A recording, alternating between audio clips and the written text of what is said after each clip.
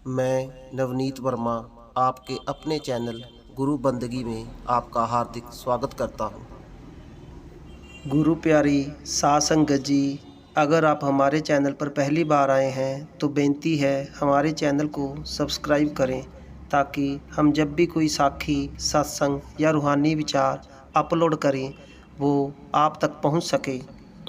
साध संगत जी, जिन्हें गुरु से नाम मिला है वो जानते हैं कि हमें बाबा जी ने बताया था कि हमें भजन सिमरन में 2.5 घंटे बैठना है, 2 घंटे सिमरन करना है और आधा घंटा भजन को देना है। पर अगर हम भजन पर सिमरन से पहले बैठना चाहें तो क्या हम बैठ सकते हैं?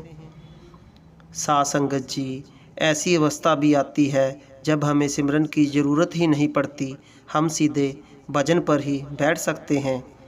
उसके बारे में हम आपसे आगे बात करेंगे, पर पहले हम उनकी बात करेंगे जिन्हों का ध्यान तीसरे तिल पर नहीं टिकता, जिन्हें शब्द धुन सुनाई नहीं देता। उन्हें पहले सिमरन ही करना चाहिए। बाबा जी के कहे अनुसार सिमरन से ही हम अपने मन को एकाग्र कर पाएंगे, सिमरन से ही हम अपने ध्यान को तीसरे तिल पर टिका पाएंगे। हमें चलते फिरते सिमरन करते रहना चाहिए। हमारा सिमरन तो इतना पक्का होना चाहिए कि अगर हम किसी से बात भी करते हैं तो हमारा सिमरन अंदर चलता रहे। जब तक सिमरन हमारा लगातार नहीं चलता रहेगा तो हम शब्द धुन को कैसे सुन पाएंगे? सिमरन से ही हमें शब्द धुन में मदद मिलेगी। जब तक हमारा सिमरन पक्का नहीं होगा हम भजन सिमरन में तरक्की हासिल नहीं कर पाएंगे। इसीलिए सिमरन के लिए हमारे गुरु ने हमें 2 घंटे दिए हैं और शब्द पर बैठने के लिए हमें आधा घंटा दिया है, ताकि हम सिमरन के ज़रिए अपने मन को टिका सकें। सिमरन के ज़रिए हम अपने भटके हुए मन का ठहराव कर सकें। इसीलिए हमें पहले सिमरन में बैठना चाहिए। लेकिन अगर कोई सत्संगी एकाग्रता को प्राप्त कर चुका है, एकाग्रता प्राप्त कर ली है, उसने अपनी चेतना को वह तीसरे तिल में इकट्ठा कर लेता है, बिना किसी प्रयास के आँखों के पीछे आके शब्द धुन सुन लेता है, तो वह सत्संगी सिमरन को कम टाइम दे सकता है और भजन के टाइम को बढ़ा सकता है।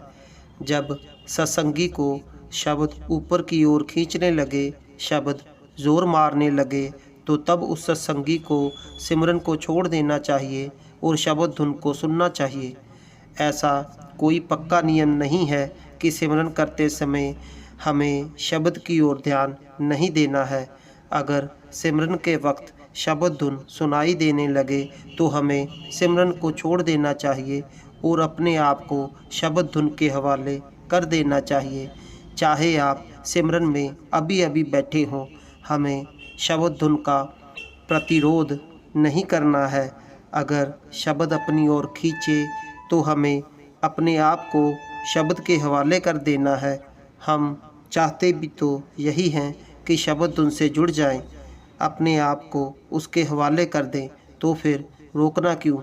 शब्द से ही तो हमारे कर्म कटेंगे, क्योंकि वाणी में भी आया है, शब्द शब्द से जाए मिलाए, शब्द कर्म की रेख मिटाए। अगर कोई भाग्यशाली ऐसा है तो उसे शब्द से ख्याल को हटाकर सिमरन में नहीं लगाना चाहिए। अंत में तो एक वक्त ऐसा आ जाता है कि सिमरन छूट ही जाता है। हम केवल शब्द को ही सुनते रहते हैं, उसी में समा जाते हैं। जब हम शब्द धुन में विलीन हो जाते हैं तो शब्द हमें हमारे निज घर ले जाता है।